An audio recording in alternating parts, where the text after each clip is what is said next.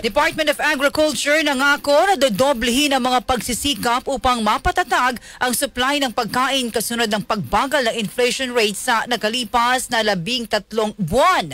Detalye ng balitang yan mula kay Rajuman Mike Guyagoy.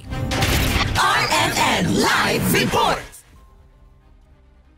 Ipinahayag ni DA spokesperson at Assistant Secretary Arnel de Mesa na nagbebenepisyo na ngayon ng mga Filipino consumers sa patuloy na pagbaba ng presyo ng bigas.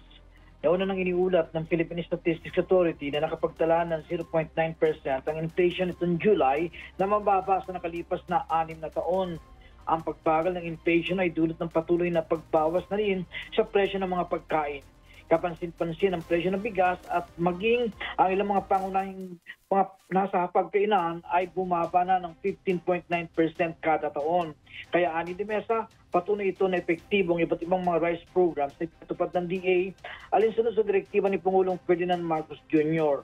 Anya sa loob na nakalipas na 13 buwan, naging sunod-sunod na ang mabagal na paggalaw ng inflation rate.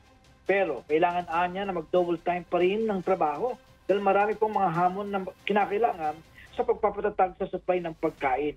Anya ngayon naibaba na ang presyo ng bigas, isusunod naman ng DA na pababain ang presyo ng karneng baboy.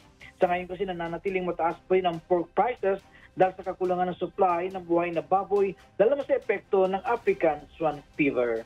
Kasama mo sa DZXL RMN Manila. Radyo Man, Mike Guyagoy Tatak, RMN.